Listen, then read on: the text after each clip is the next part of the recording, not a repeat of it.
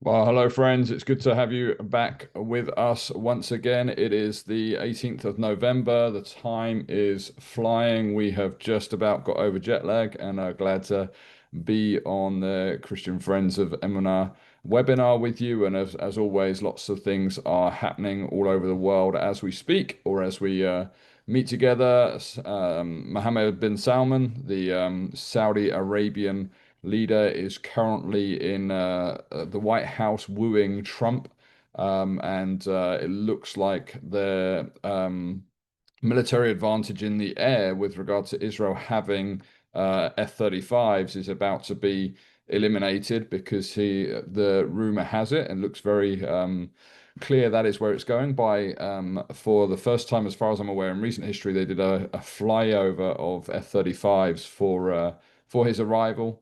And so there are some major kind of ramifications on that, and he has just pledged to invest $1 trillion dollars into the US. It was 600 billion, it's now 1 trillion. So that is going to have some major bearings and ramifications. I mean, how many zeros is a trillion, guys? Work it out. Depends what hmm part of the world you're in. But hmm that's a whole nother subject and a maths equation for you. And so yeah, lots and lots of things happening. Tragically, this morning, a terrorist attack took place in Gush Etzion, which involves three serious casualties and one fatality so far in the seeking to eliminate the terrorists who carried that out against the Jewish people. One of the victims, who is currently in hospital in a serious condition, was hit by a bullet from an IDF soldier seeking to eliminate the threat. So that was at a bus stop in Gush Etzion, and so we trust that that is all being worked through, and obviously pray for those who are mourning for the loss of their loved one, and also for those that are currently wounded, that they would be touched and restored, and that the wisdom of the surgeons and those that are involved in this would be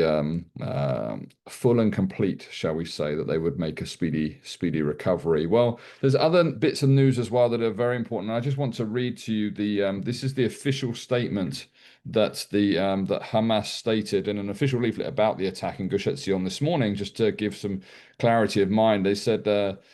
They stated that an Israeli civilian was murdered today and others were wounded. And this is how Hamas described it in their official leaflet. They said this heroic act is a natural response to the occupation's attempts to eliminate the Palestinian cause.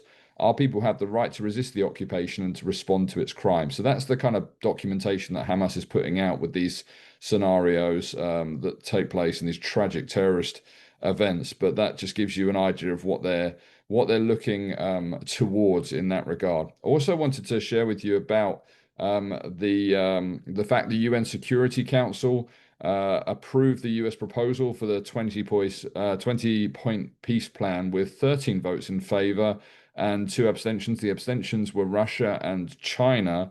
But Hamas, again, their spokesperson Hazem Qassem, and I want to read his exact words, reacted sharply, saying, "We indeed agreed on the general framework of the Trump plan, especially on the first phase, which includes prisoner exchanges, but the second phase requires discussions." Bearing in mind it's 20 phases. So this is where we've not quite finished phase one. There's still three hostages of blessed memory in Gaza that need to be released. But the second phase requires discussions and contains sensitive issues. The decision last night at the UN Security Council bypasses the Palestinians and their will, and it should have been adopted only after the issues were reached an agreement on the Palestinian side. The decision imposes a reality biased in favor of Israel, and therefore we reject it. So, some partner for peace in that process, but we knew that already. Qasem emphasized disagreement with the UN Security Council's process and insisted that this decision unfairly favors Israel. Another piece of news, and this is quite crucial because you watch, this is going to be blamed on Israel, and I want you to understand what's going on here. A major water desalination company in Gaza has suspended operations after Hamas arrested one of its employees.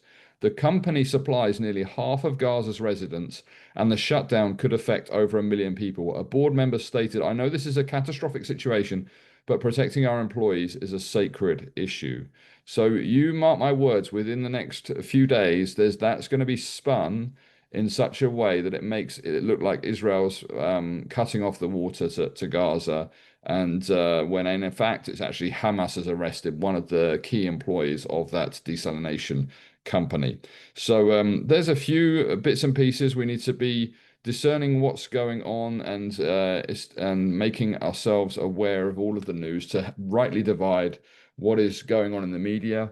But as always, we want to turn our attention to the scriptures before we really dive in. And we've got a tremendous guest, this time from Hungary, which is wonderful. You're going to enjoy hearing from her in just a few moments. But Joel 3, 1 and 2 and 17 through 21 says this. In those days and at that time, when I restore the fortunes of Judah and Jerusalem, so notice it's not if, it's when, I will gather all nations and bring them down to the valley of Jehoshaphat. Now in Hebrew that is Emek Jehoshaphat. It's the valley of God's judgment, or the valley where God judges.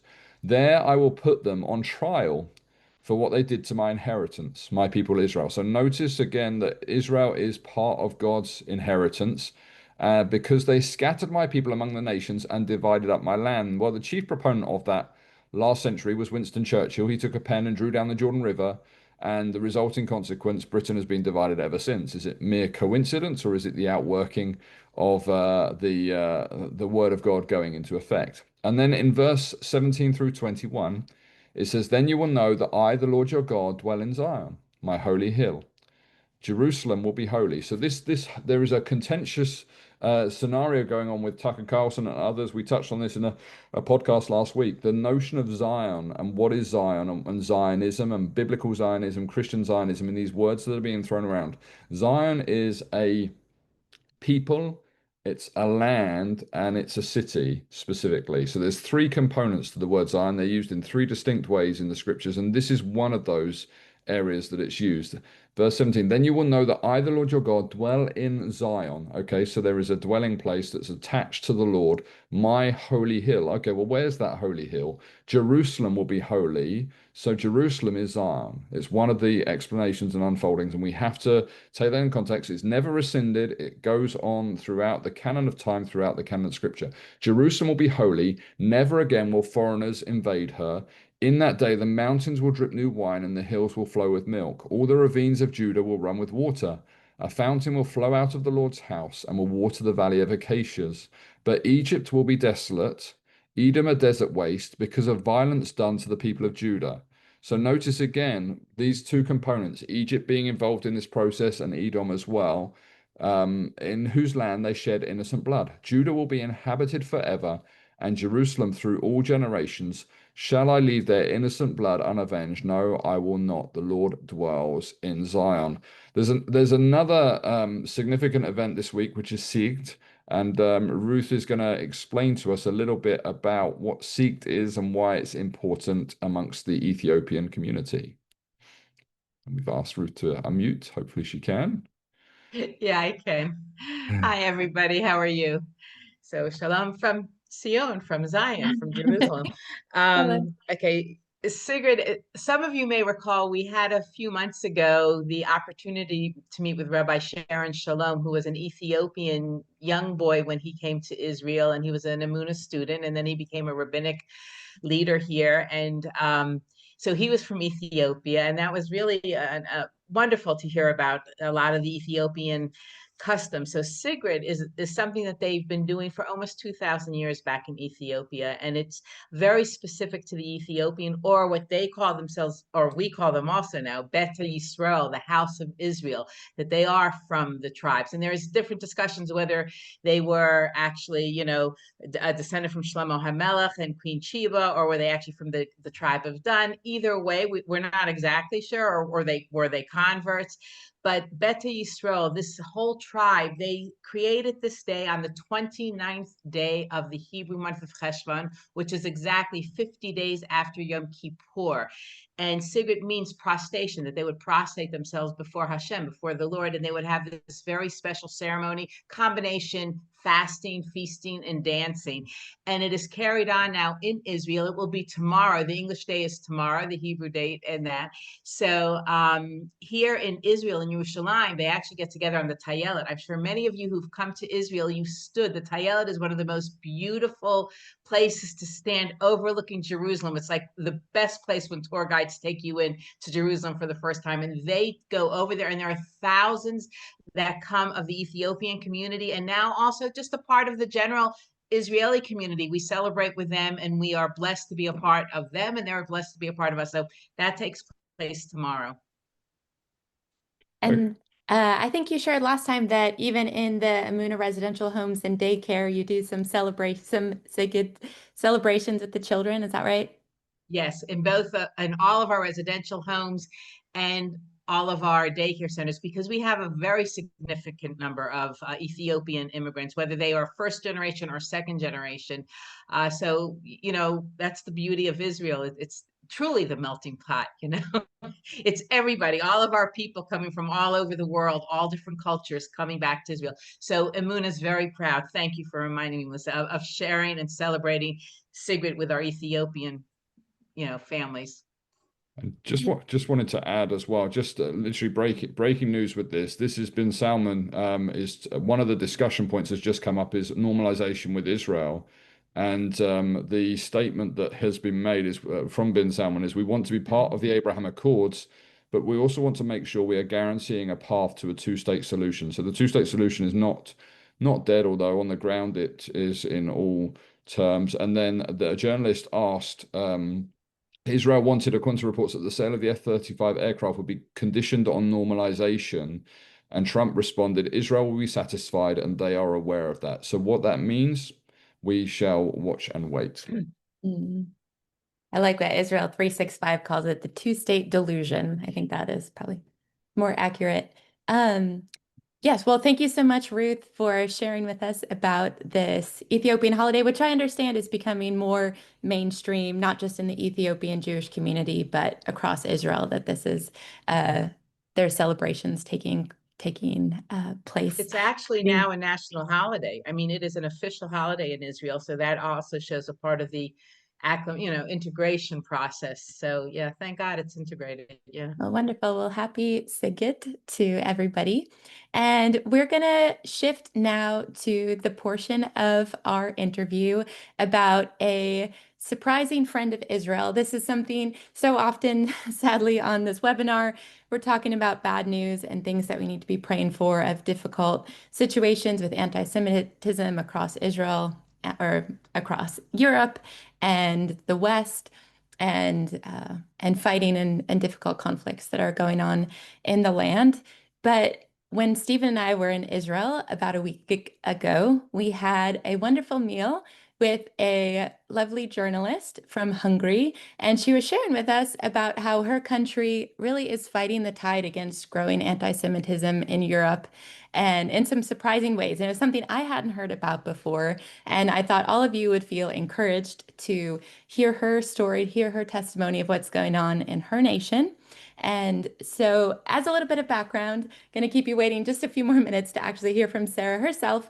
But she sent across a really good summary of what life was like for the Jewish community in Hungary before World War II. So, as some background to understanding where Hungary is now, we're going to watch for a few minutes about Hungary's past.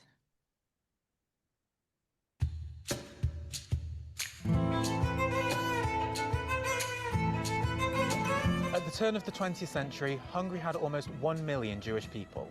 This included Olympic champions, doctors, journalists, and Zionist leaders. But after pogroms, a Nazi occupation, and a communist revolution, that number today stands at around about 100,000. But despite the traumas, the Hungarian Jewish community in modern-day Hungary is vibrant and thriving. But how can you rebuild a community that has faced the worst atrocities known to man? There has been a Jewish presence in Hungary stretching back centuries, but it really started to flourish in the 19th century following the Jewish emancipation of 1867, granting Hungarian Jews full civil rights.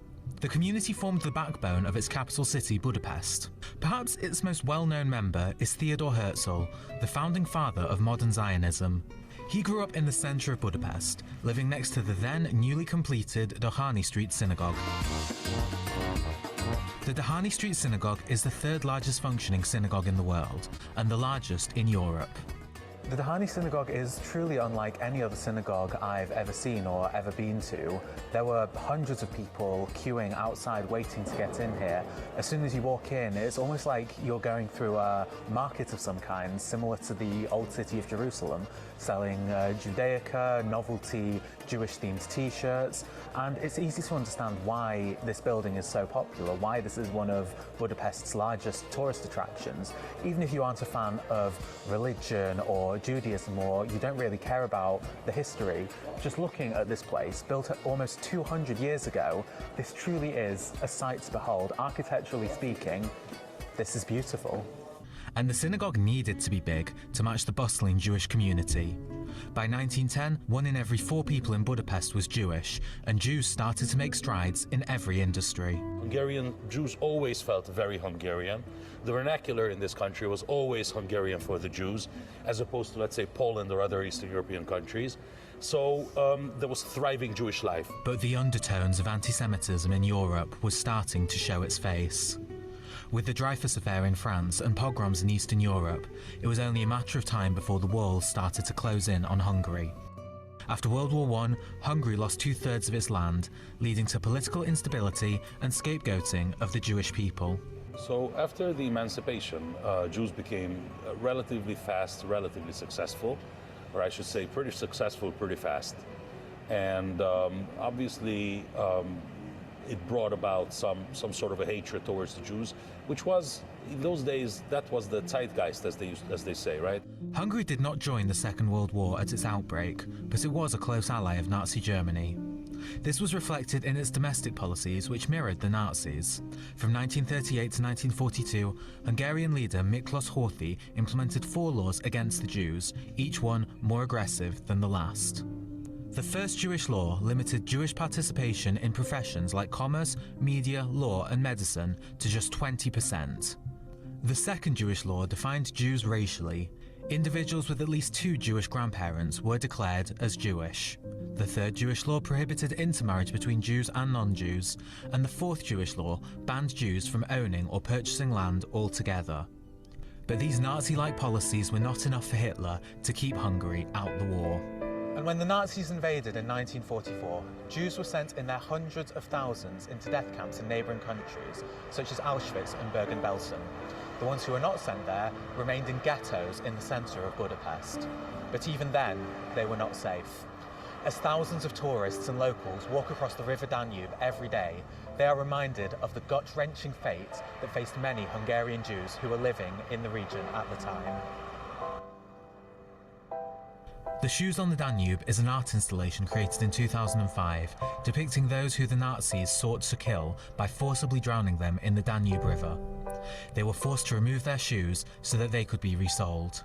Even though they were involved in the war for only 1 year, around 500,000 Hungarian Jews were killed in the Holocaust. A population of close to 1 million before the war, down to 140,000. And those who returned home could barely recognise it. Thousands fled to the US, Australia, and the newly formed State of Israel.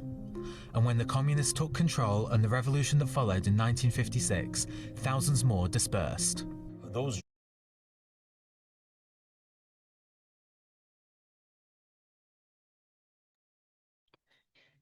It's a tragic history, and I'd encourage you all on YouTube, you can find this video, Rebuilding of Hungary's Jewish Community. If you search I-24 News with that title, you can watch the rest of that video. Definitely worth a watch. I wanted to introduce you now to our special guest for today.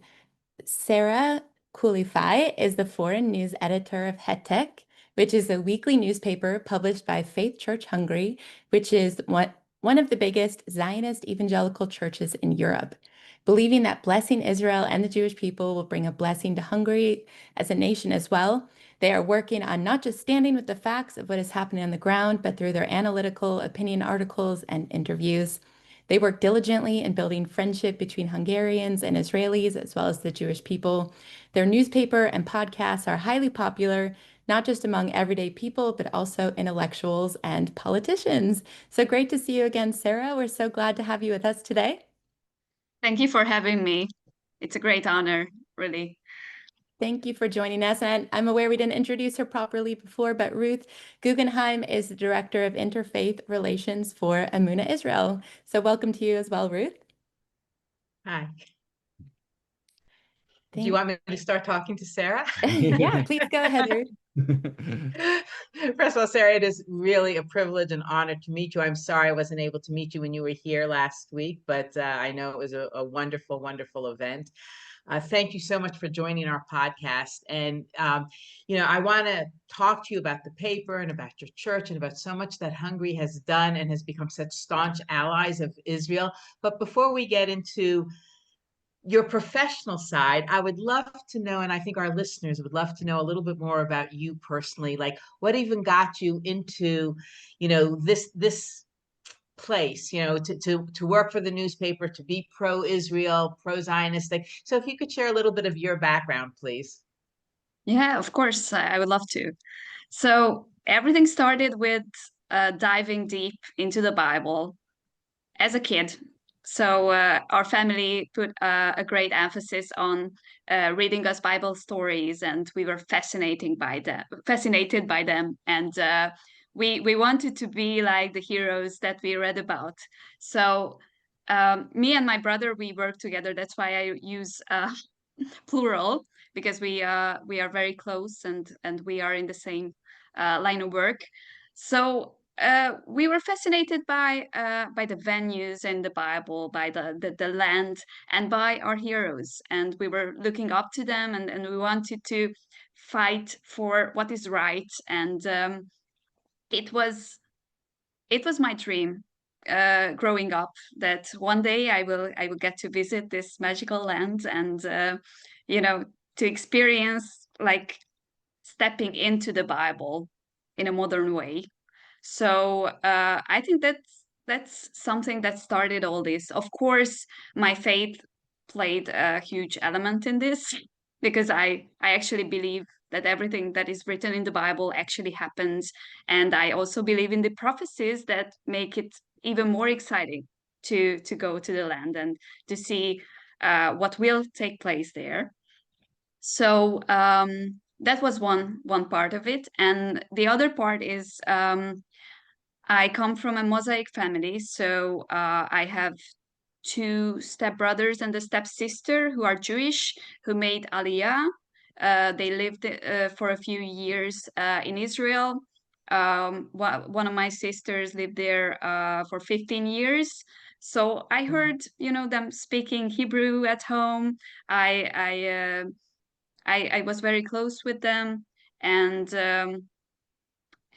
if I could list a third component, that was my Christian community here in Budapest, which was super Zionist, and it comes from the history of my church, Faith Church, how it all started, and what were the roots and the basics, the basis on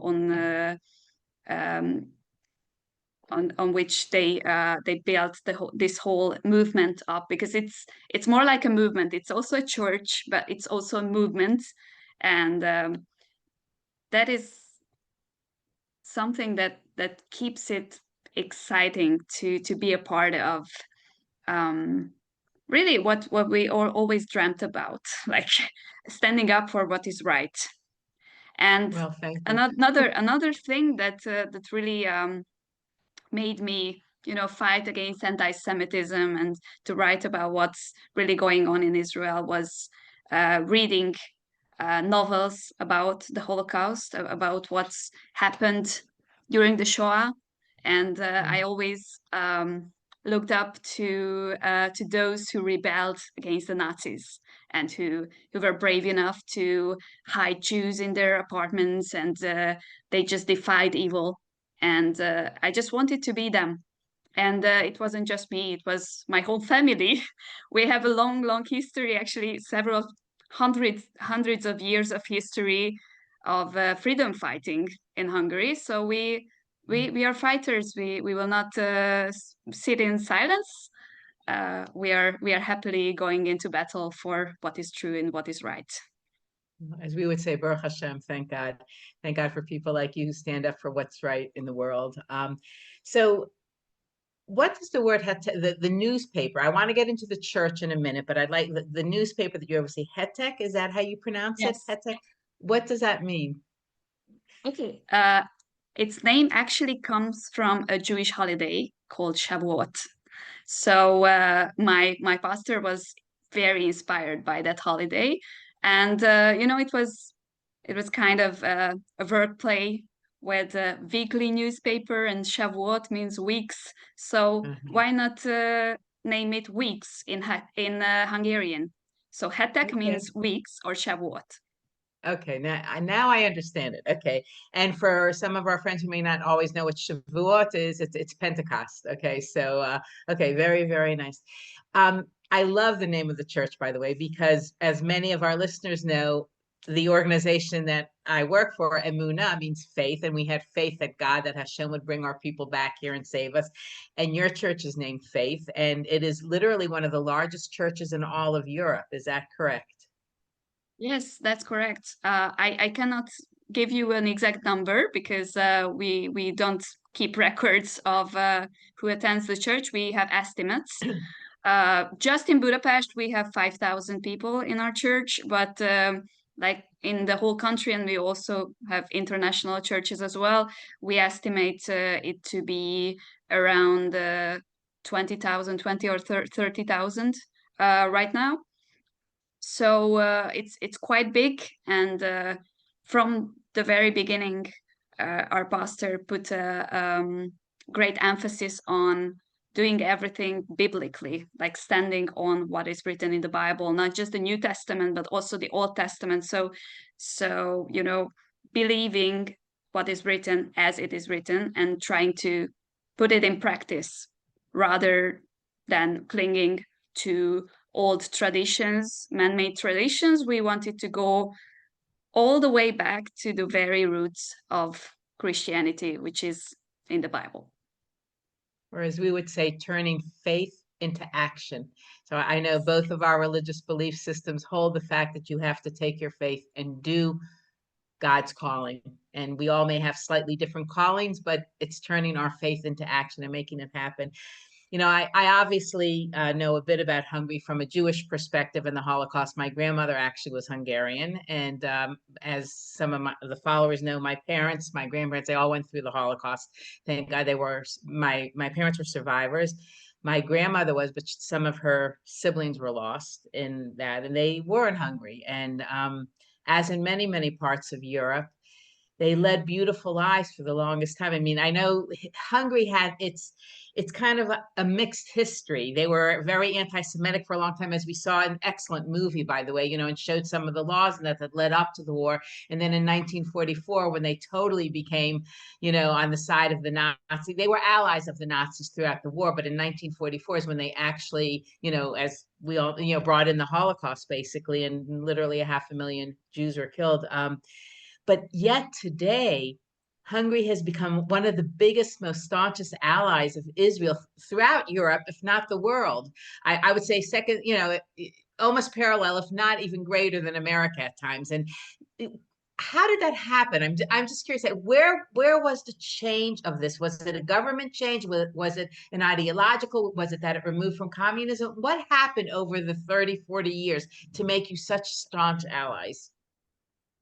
Well, we needed a huge change because, as you said, the Holocaust was a very dark chapter of our country. It wasn't mentioned probably in this short movie, but unfortunately, the Hungarians were very passionate helpers of the Nazis. They even overdid many of the orders, so they went further in their evil deeds, unfortunately. So we had to make a big change after that.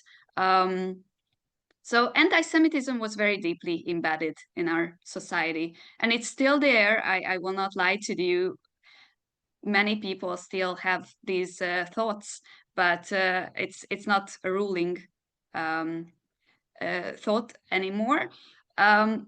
It's a big miracle for us as well. Like we are just looking, and you know that part from Psalms that we were like dreamers. Like we are like dreamers, because I grew up going to protest after protest against anti-Semitism.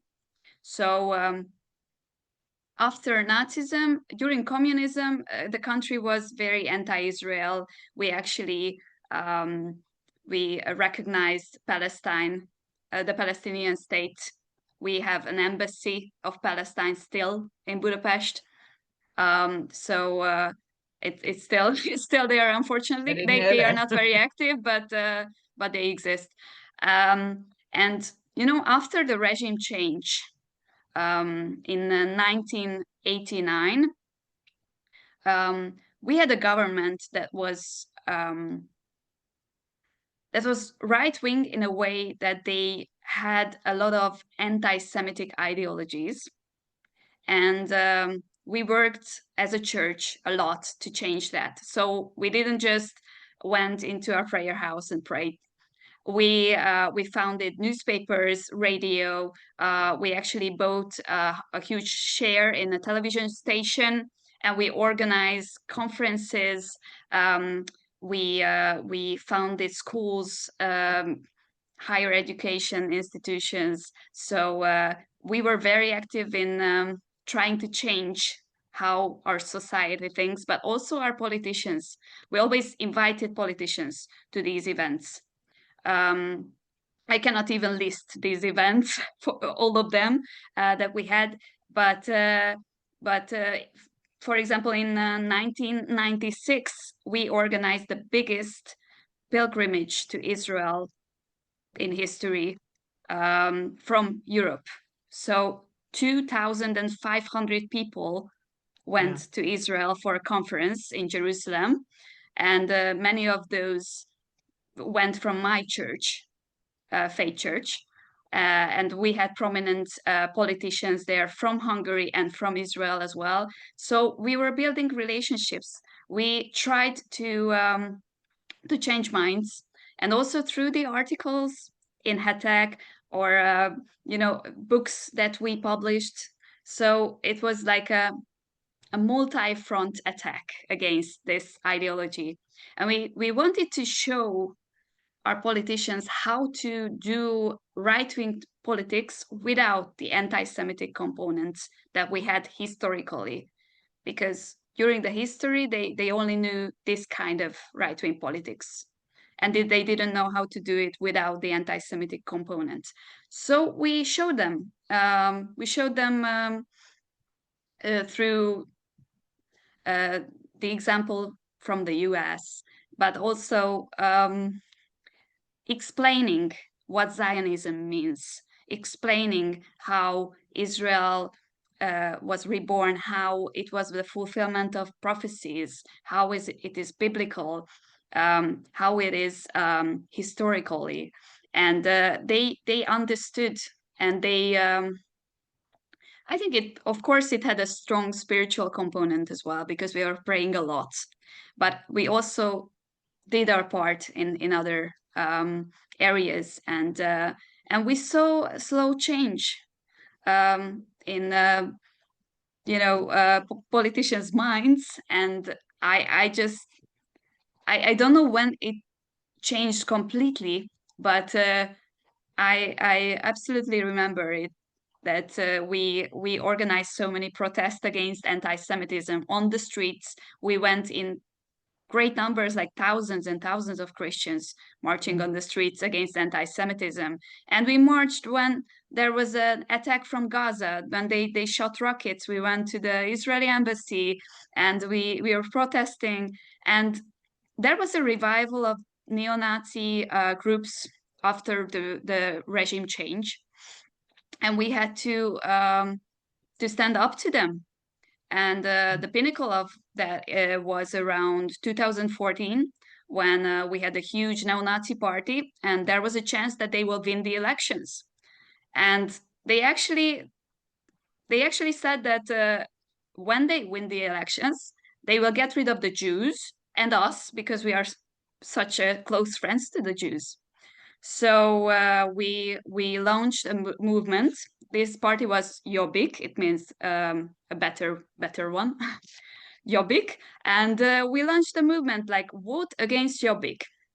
And it was so successful that actually we managed to bring together all the party leaders to our events, and they stood against anti-Semitism together when this party wanted to make a list of all the dual citizenship, those politicians who had dual citizenship. And we said, no, we are done making lists of Jews here in this country. We will not allow that. And we had like 100,000 people gather in front of the parliament building, and all the leaders of the major parties on one stage, which is a huge miracle in Hungary, but maybe in other countries as well. And it was a huge success. It was such a blow to that party that they not winning the elections, they fell apart after that. So that party fell apart like to 7 parts. And now anti-Zionists are very weak in Hungary.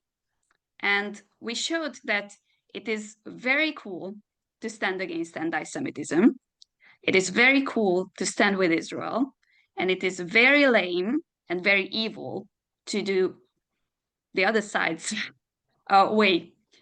So it was huge. It was huge, and I grew up with that. So I was an eyewitness to all this, and how people's minds changed.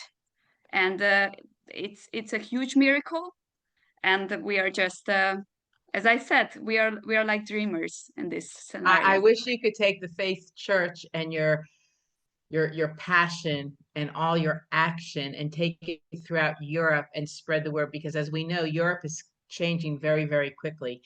Yes. And it's not changing for the good, as we all know. And it sounds like Hungary might be one of the very last strongholds that can fight against what's happening now and the growing anti-Semitism. And you know, culturally things are changing so much. I know now since October 7th, there obviously Hungary and the Hatek newspaper and the Faith Church, you've all stood by Israel strongly. I know there's even been a lot of Israelis that visit Hungary. Hungary is like a safe haven. I know Israelis, I know Jews from America who feel very comfortable going there, let alone it's a beautiful country. Budapest, it looks gorgeous. I've not been there yet, but I'm going to get there. But I know recently you even supported, there was a whole issue in Europe because of the soccer teams or something, the Israeli soccer teams, they wouldn't enable the Jewish people and the Israelis to play there. Could you share a little bit about that, please? Absolutely. There are so many things to share. I don't know where to start, but I'm happy to share good things. Like it could be inspiring for many people. Yeah, so actually I wanted to add to the last part that one reason why we can actually have politics like this is that we said no to illegal immigration and mass immigration. So we said no in the beginning in 2015, and now we have people who accept this kind of politics, this pro-Israeli politics. If we would have huge masses coming in from Arab countries, our politicians couldn't do politics like this. Mm-hmm. Going back to October 7th, actually when it happened, I think we were the first ones in Europe, in the whole world, to actually organize a sympathy demonstration at the Shoes Monument that you saw in the movie in Budapest, because we saw it with my brother, like, oh my God, what happened to Israel? What is happening? We were following it, we were reporting it on it for 2 weeks. I pulled like 14-hour shifts every day, being sick and everything, but it was so important to put out the truth. And so we organized a sympathy demonstration next to the Danube in 2 days. On October 9th, we had 5,000 Christians going to the river, and also the Israeli ambassador. And we were the first ones to say that it's a new depth of evil, and we will say no to this kind of hell. So we did that, but we also told the government that there are certain groups in Hungary who want to organize pro-Hamas, pro-terrorism demonstrations on our streets. What you've seen in many streets all around Western Europe and also in the US. And they want to do it on the Day of Rage. Now, we told the government and the police, like, if you don't want an intifada in Hungary, and we told you what intifada means, so you know what that is. So if you don't want that, please do something about it. One day later, Orban did a statement and banned all kinds of pro-Hamas, pro-terrorism protests in Hungary. And well, we had a few ones that they said that they marched for peace. It was not for peace, but they were very weak. Very few people went, so we don't really attack them. But it was huge that it was a law like a day later. So that's how quickly they reacted to what we said, to our warning. And then they went even further, because they said that we realized that the Israeli football team has nowhere to play their games because there is a war going on in Israel. So we said, you can come to Hungary. This can be your home field, and you can invite all the teams to play with to our country, because it's safe and friendly, and you will have no problem here. And they didn't have any problems here. We actually invited even the Druze football team of kids from Majda Shams a few months ago to spend a week here to play games with our national players, to have some fun. And we became an oasis for the Jews and for Israelis. And I'm telling you the truth, like every week we have like 3 or 4 Israeli ministers visiting, and the city center is full of Israelis. So if ever I'm like homesick for Israel, I just go into the city center and it's like only Israelis there. So it's very nice, I have to say. Well, Sara, unfortunately, we've run out of time, but having you on the show has certainly been inspiring to me. It makes me feel really, thank God that you're there. And I think all of our listeners appreciate everything you personally have done, your church, Faith Church, and what Hungary has done. And please continue to go from strength to strength. And we need your friendship. So thank you for everything. And everybody else out there in Zoom land, have a great week. I'll turn it back to the Briggs. And thank you so much for joining us. Good night. Thank you for having me. Sarah, am I remembering right that you said that they also have outlawed putting the Palestinian flags in public spaces across Budapest? Is I'm that not right? sure about that one, but Okay. we don't have Palestinian flags. So you don't see it anywhere, actually. Wow, well, what a change from most of Europe and so many American cities as well. We thank you so much, Sara, for coming on and sharing your story. It really is inspiring, and I think we all have a lot to think and pray about what we can do better in our own countries. So thank you so much. There's some links you can learn more about HETEC and Faith Church Hungary. If you Google that, you'll find it. There's an excellent article that JNS did recently about their church and its connection with Zionism. So thank you, Sara. We're going to be back next week where we'll be interviewing Trisha Miller from Camera. It's going to be another excellent interview. So thank you again, Sara. Thank you, Ruth. And this interview will be up in the next couple days on YouTube. So don't forget to look for our YouTube channel, EMUNAH Angels of Israel on YouTube. Toda and shalom.